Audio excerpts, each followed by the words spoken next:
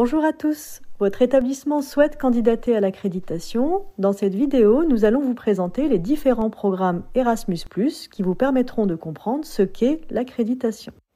Erasmus, c'est un programme de l'Union européenne qui a été créé en 1987 et qui a été popularisé par le célèbre film L'Auberge espagnole de Cédric Klapisch en 2002. Le programme Erasmus est un programme septennal. L'actuel programme a débuté en 2021 et se terminera donc en 2027. Il s'adresse principalement aux 27 pays membres de l'Union européenne. Nous rappelons que la Grande-Bretagne n'en fait plus partie depuis le Brexit et donc que les programmes Erasmus ne s'adressent pas aux projets que vous pouvez mener avec des établissements anglais.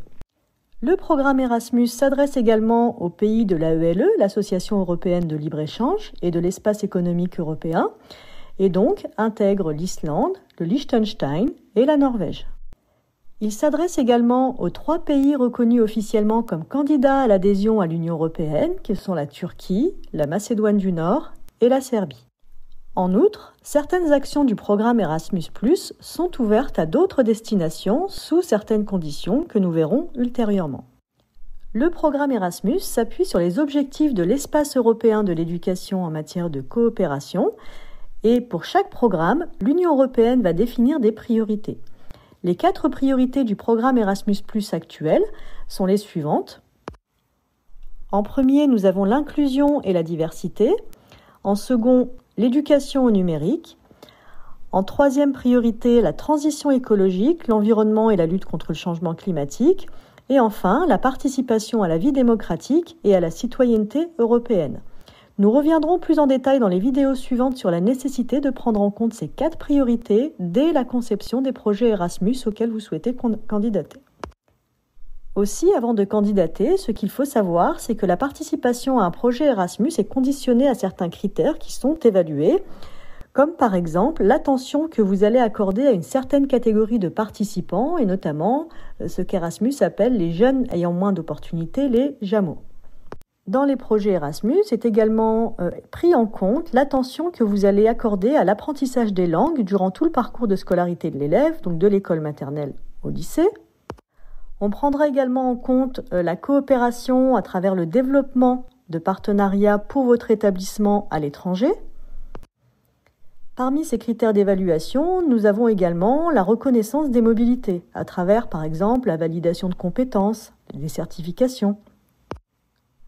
Et enfin, un dernier exemple avec notamment la communication et la valorisation de vos projets Erasmus et de leurs résultats pour maximiser leur incidence. Ces priorités européennes sont déclinées par notre ministère chaque année au niveau national pour être adaptées au contexte français. Et donc, chaque année, une note de service va définir ce cadre pour chacun des programmes Erasmus+. Pour l'année scolaire 2023-2024, la note de service a été publiée au bulletin officiel du 12 janvier 2023. Il est important d'en prendre connaissance avant de définir votre projet d'accréditation. Vous pourrez retrouver les éléments les plus importants de cette note de service dans le livret de formation que nous vous avons remis. Ces priorités nationales sont également déclinées au niveau de la région académique de Normandie avec le projet pédagogique normand 2019-2024 qui précise les priorités pour les établissements scolaires de la région Normandie. Le projet pédagogique normand vise à répondre à 3 enjeux. Un premier axe qui est d'améliorer la performance des élèves et de réduire les inégalités. Un axe 2 qui vise à renforcer l'ambition scolaire de nos élèves. Et un axe 3 qui vise à construire collectivement des projets territoriaux apprenants et innovants. Ce projet académique nous donne à tous des pistes pour répondre à ces 3 enjeux avec un objectif concret qui est que chaque collégien et chaque lycéen bénéficie d'une mobilité internationale au cours de son parcours scolaire. Maintenant que nous avons défini le cadre stratégique de l'ouverture internationale, nous allons pouvoir passer à la présentation des programmes Erasmus+. Ces programmes sont détaillés dans un guide de 486 pages qui est traduit dans toutes les langues européennes et qui est téléchargeable sur le site de la Commission européenne ou sur le site de l'agence Erasmus+.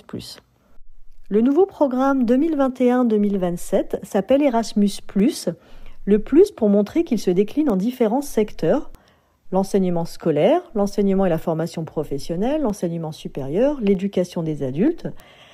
Pour ce qui nous concerne, nous allons nous intéresser aux 3 premiers secteurs. Nous avons d'abord le secteur de l'enseignement scolaire qui est destiné aux écoles maternelles et primaires, aux collèges, aux lycées généraux et technologiques. Le second secteur, celui de l'EFP, enseignement et formation professionnelle, est destiné aux lycées professionnels et aux formations en apprentissage au niveau pré-bac. Et enfin, nous avons le secteur de l'enseignement supérieur qui concernera les formations post-bac, comme les formations BTS, en initial ou en apprentissage, les classes préparatoires, les parcours préparatoires au professorat des écoles. Et ce qu'il est important de comprendre, c'est que ces trois secteurs fonctionnent indépendamment les uns des autres et il s'agit, avant de candidater à une accréditation, d'identifier le secteur qui correspond au projet d'ouverture internationale de votre établissement. Et il peut arriver que vous soyez concerné par les trois secteurs, notamment si vous êtes un lycée polyvalent avec des formations générales, technologiques, professionnelles et supérieures. Et dans ces cas-là, vous l'avez compris, il s'agira de déposer 3 dossiers de candidature. Et enfin, pour terminer, ce qu'il faut comprendre également, c'est que pour chacun de ces 3 secteurs, le programme Erasmus+ propose 2 types d'actions clés. Nous avons les projets d'action clé 1, ou KA1 comme en anglais, Key Action 1, qui sont destinés aux projets de mobilité, et les projets d'action clé 2, ou KA2, qui sont des projets de partenariat qui ne vont pas nécessairement impliquer de mobilité et que nous n'allons pas aborder dans cette formation. Vous connaissez maintenant les programmes Erasmus+.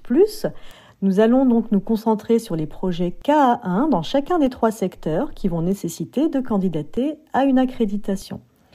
Mais avant cela, il est nécessaire de comprendre ce qu'est un programme KA1 et quelles sont les actions de mobilité qui sont financées par les subventions Erasmus+.